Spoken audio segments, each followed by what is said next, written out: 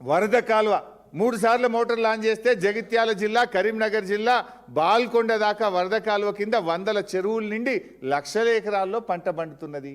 ఇవి నిజాలు కదా.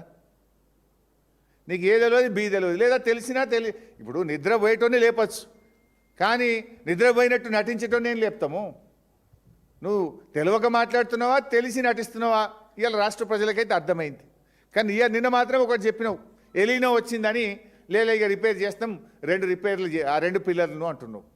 ఇప్పటికైనా రాష్ట్ర ప్రజలకు కాళేశ్వరం ఇంటాక్ట్ ఉంది అనే విషయం నిన్నటి ముఖ్యమంత్రి గారి చర్యలతో, నిన్నటిదాకా నువ్వు మాట్లాడి అని బొంకుడు మాటలు, అబద్ధాలు, గోబల్స్, విష ప్రచారం చేసిన అనేటువంటి విషయం నిన్నటితో రాష్ట్ర ప్రజలకు చాలా స్పష్టంగా అర్థమవుతా ఉంది.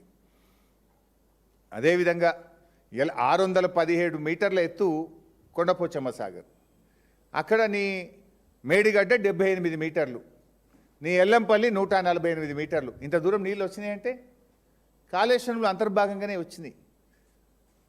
ఎల్లంపల్లి గురించి కూడా మాట్లాడండి రేవంత్ రెడ్డి. నా గురించి మాట్లాడుతూ ఏదో ఎల్లంపల్లి ప్రాజెక్ట్ గురించి కూడా మాట్లాడిండు. ఎల్లంపల్లి ప్రాజెక్టు మేమే కట్టినాం అని రేవంత్ రెడ్డి చెప్తా ఉండు.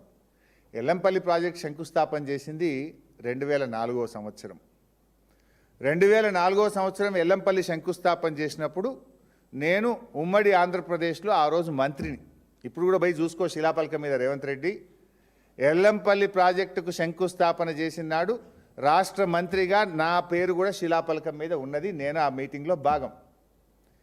ఎల్లంపల్లి ప్రాజెక్ట్ శంకుస్థాపన అయినాడు షెడ్డీలు వేసుకొని నా వెనక తిరిగినోడు రేవంత్ రెడ్డి.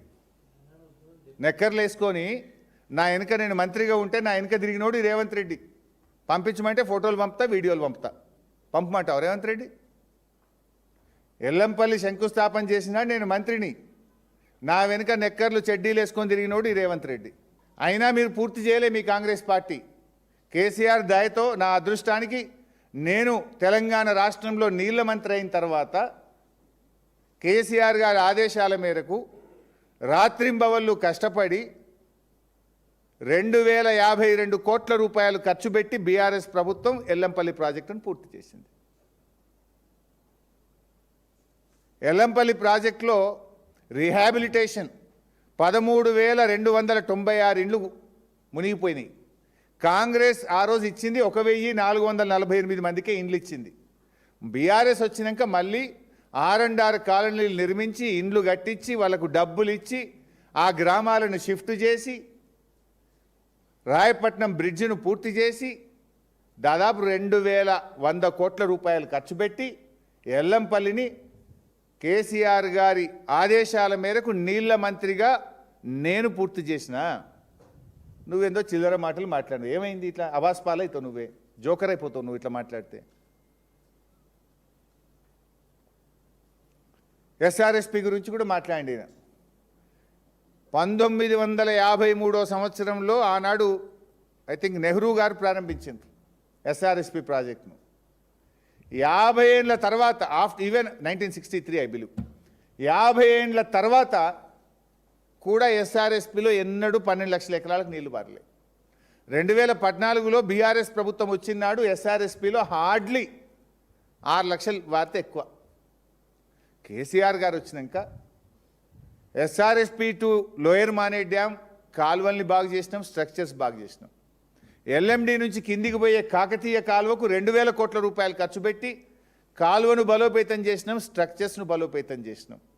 ఎస్ఆర్ఎస్పి స్టేజ్ 2 పనులన్నీ పూర్తి చేసి కేసీఆర్ గారి నాయకత్వంలో ఎస్ఆర్ఎస్పికి 12 లక్షల ఎకరాలకు నీళ్ళు ఇచ్చి చూపింది బీఆర్ఎస్ ప్రభుత్వం.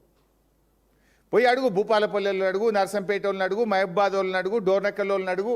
నీళ్ళు ఎప్పుడొచ్చినాయి ఎస్ఆర్ఎస్పి కాలువల్లో? సూర్యాపేట వాళ్ళని అడుగు, కోదాడ వాళ్ళని అడుగు, తుంగతుర్తి వాళ్ళని అడుగు. ఎస్ఆర్ఎస్పి కాలువల్లో నీళ్ళు వచ్చింది కేసీఆర్ గారి ప్రభుత్వం వచ్చినాకనే నీళ్ళు వచ్చినాయి. నువ్వు చిల్లర మాటలు మాట్లాడుతున్నావు. ఇవాళ ఎస్ఆర్ఎస్పికి 12 లక్షల ఎకరాలకు నీళ్ళు అందించింది బీఆర్ఎస్. అదేవిధంగా ఎల్లంపల్లి ప్రాజెక్టు పూర్తి చేసింది బీఆర్ఎస్.